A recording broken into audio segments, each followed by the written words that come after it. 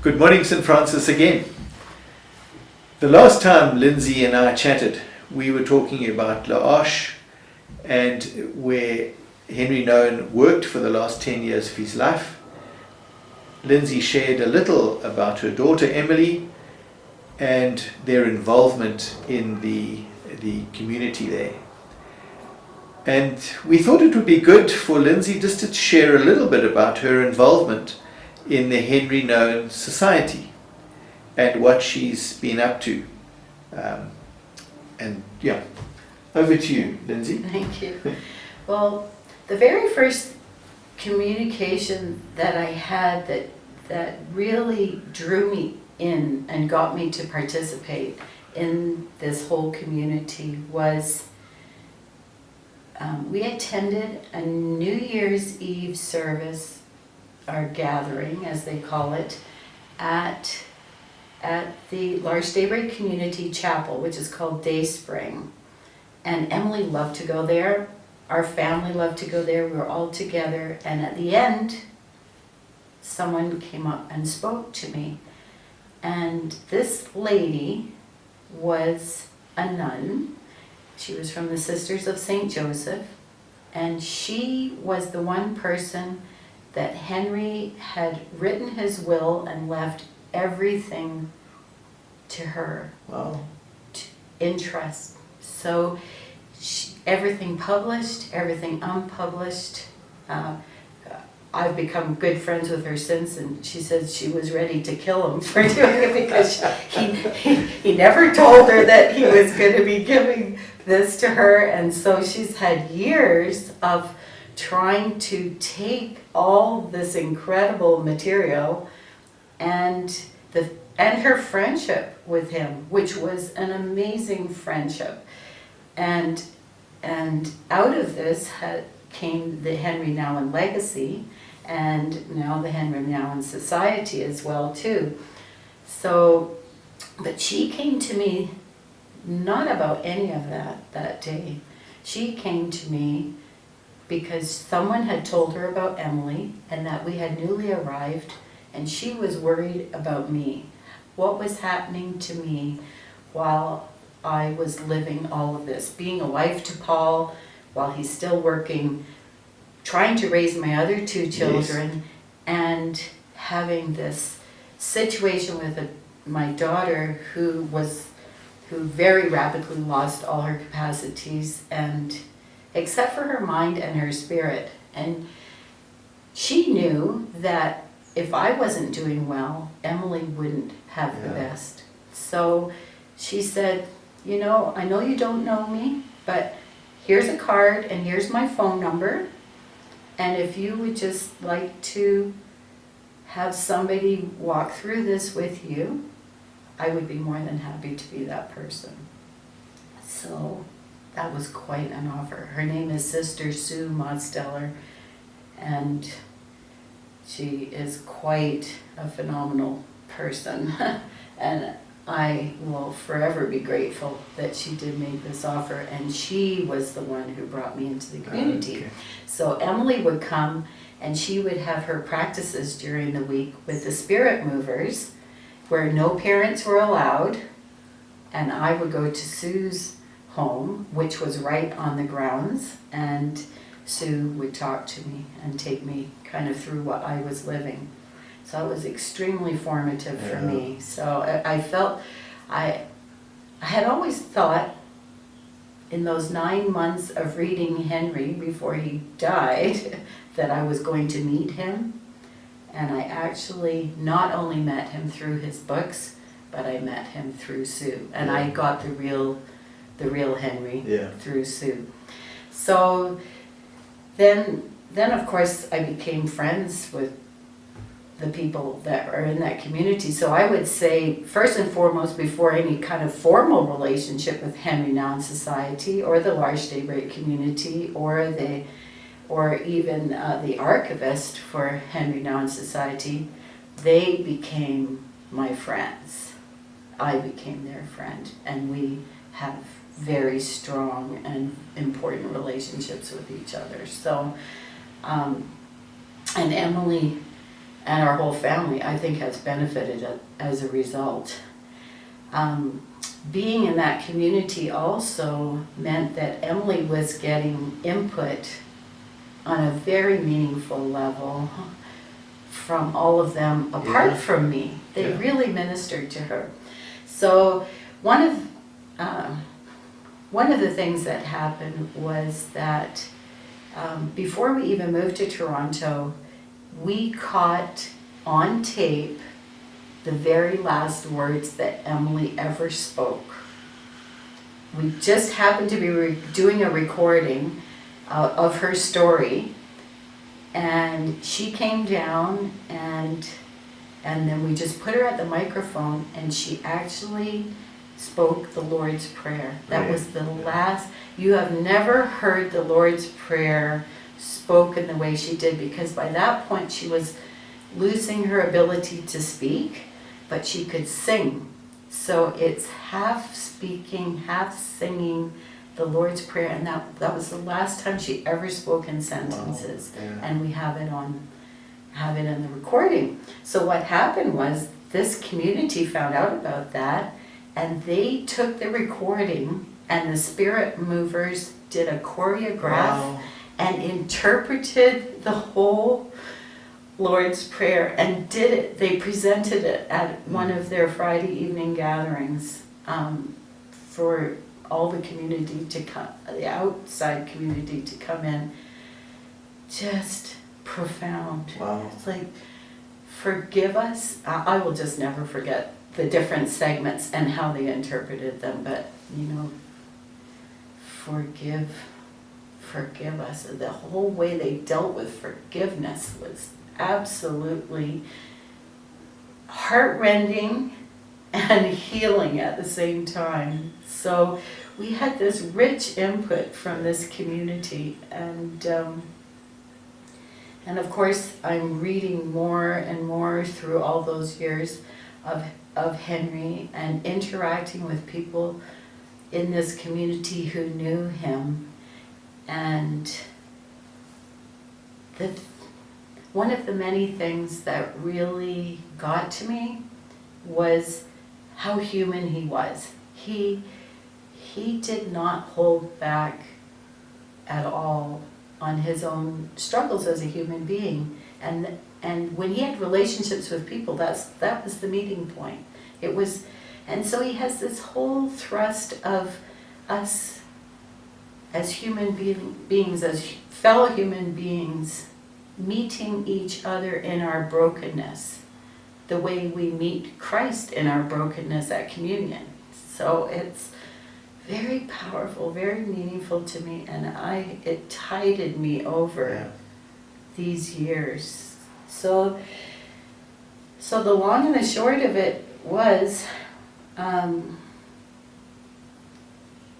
even at Emily's funeral, when she passed away in September of 2019, and even at the funeral, they were all at the funeral, all these key people in our lives, and the spirit movers danced. We had it in a beautiful chapel, just the most beautiful chapel. It was all in purple because Emily's favorite color was purple, but it's a majestic, it's the most beautiful sacred space in the entire Toronto.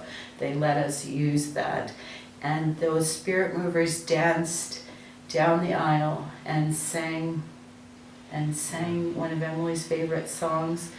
And Emily herself, when she was buried, is actually buried just a few feet away from Henry's grave and from Bill's grave. And she's, even in death, she's part of this community. Really? Yeah. Sure.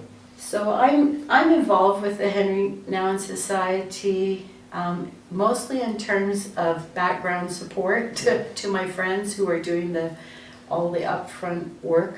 We have long conversations and very deep exchanges, and there have been books that have been written since Henry died with material that had never been published before. And I've been involved in the process, not in the actual writing of it, but in just helping it to form and being part of discussions. But also, they have a website for the Henri Nouwen Society, Okay. and I have been asked to contribute to that, which I have done. Yeah. And that is that they publish these meditations every day Okay. that are quotes from Henri. So there's a daily meditation that one can get An from their website. email meditation. So you can go on the henrinouwen.org site and they will, you can subscribe for free Yeah. emails every day that give you a quote from Henri Nouwen, and underneath the quote is scripture, and actually that was my role, was to choose a scripture. Right. And I don't choose your typical scriptures to go with it, because I feel I've been given this privilege of learning a little bit about the spirit of Henri, and so it's scripture that makes you think, how does that really connect with what Henri was really saying there? So I know some people are really happy with that, Yeah. just to give a little bit of an extra. One of the things I want to mention, folk, is Lindsay has mentioned how Henri in his ministry really shared his own difficulties and wrestlings with life and so on. And that is something that comes out in this book, in his name, is that ministry is not a one-way street. It's a two-way street, and ministry needs to be mutually accepted by both parties. So look out for that in the book, and as I've alluded to, this is the way Henri lived his life. It's not an academic book. Absolutely. It makes you dig deep into your soul, to even in the whole way that you look at the world, right? We tend to think, oh, these are the people who are influential, these are the people who are making things happen. And Henri's saying, wait a minute, let's step back. Who are the people that God is taking, the nobodies of the world, and revealing himself through them? Yeah. Can't we just stop all our hyperactivity and stop thinking the way that we've been bred to think, and open ourselves up to the way God might be speaking to us through the most unlikely source? Yeah. And it's profound, because it has us all on our knees and all weeping, because we suddenly realize, and I witnessed it, I had the privilege of witnessing it every day with my daughter. Here was someone who could no longer speak, so she had no words for anybody. She could not do anything for anybody in terms of activity. She had no money to achieve things, which is also another big emphasis of his, is that, unless we've got money and we can pay for things, then nothing will happen unless we're doing that. And our own Emily, right before us, she was Jesus in our midst, and she transformed more lives than most people I know that have all the capacities and are living and moving and breathing around. I mean, she really had an extraordinary life. And one of the things that resulted was that in the Toronto community, in the medical community, and beyond that, in these other communities, her life was so inspiring that they named Toronto's only pediatric hospice after her. Really? Yes, so it's Emily's house. Yeah. Wow. And things that were predicted about her didn't happen. I mean, many times I was told by doctors, they would come and say, well, she's either got a couple of days to live, or a couple of hours to live, or 2 weeks to live, and she lived beyond that, because God he was using her life for something so much bigger. And she had lost all her capacities by the time she was 11, and she lived till age 26, and in the last 2 years of her life, she started painting. She had been a very creative child. In fact, her art teacher, when she was younger, had said she'd never seen anybody in grade 2 at the age of 7 that had a perspective in art that Emily had. So that was when Emily was fine. Last 2 years of Emily's life, she painted 400 paintings. And these are her That's one every 2 messages days. to the world.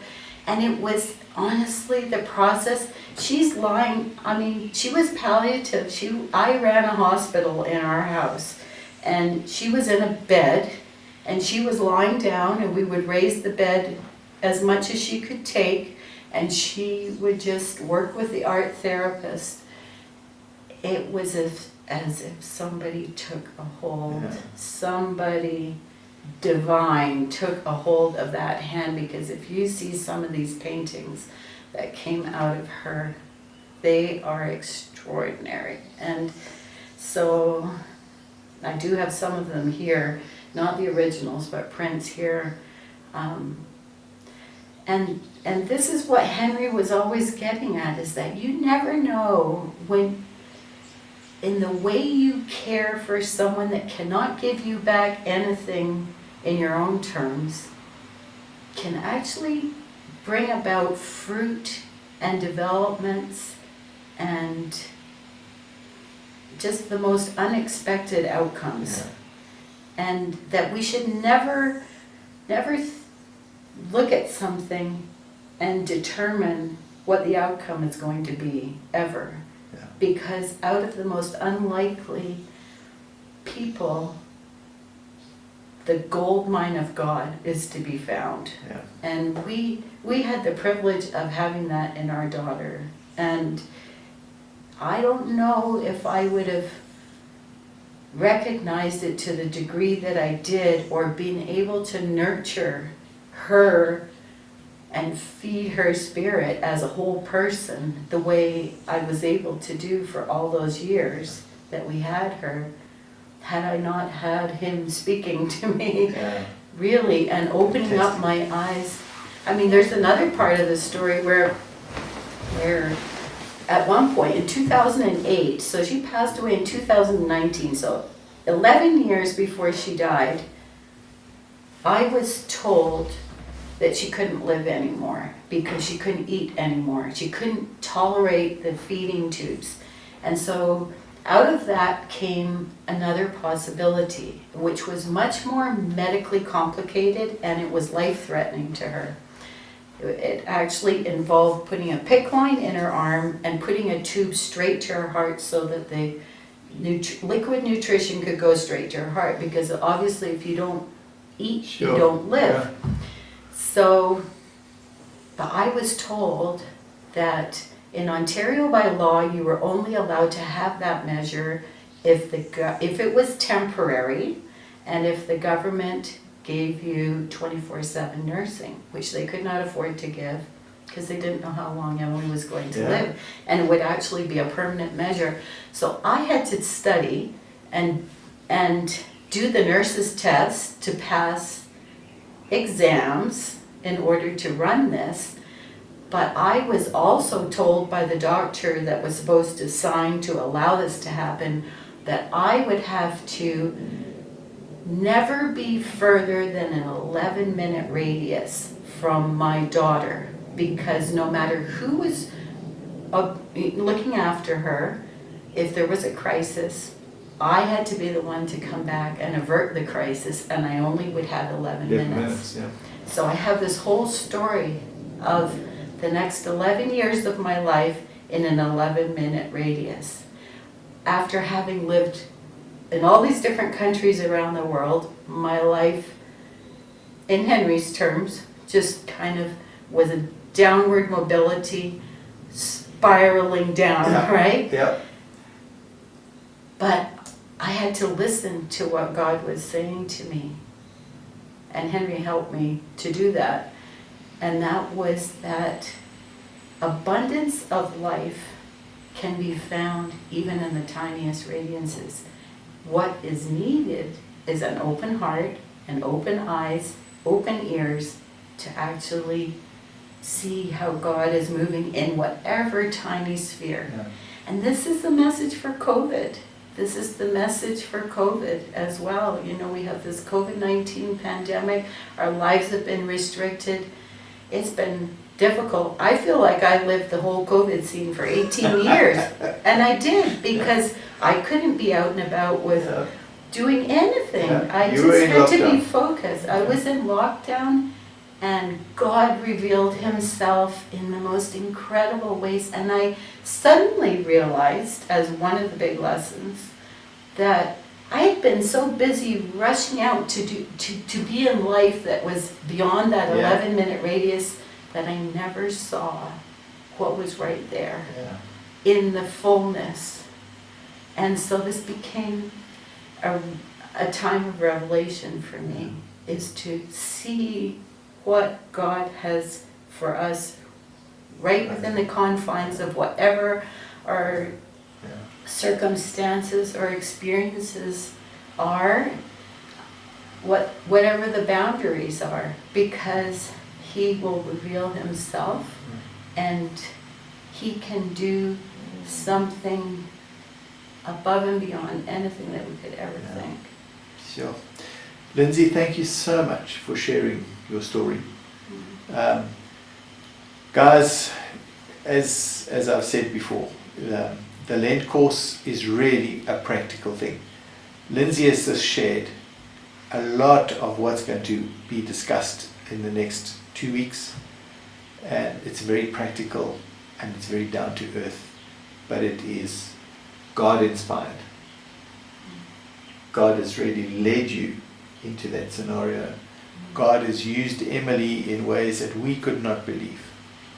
So thank you so much for sharing your story, and we look forward to getting to know you a little bit more in the next couple of months. Thank you. Thanks for listening, guys. See you again.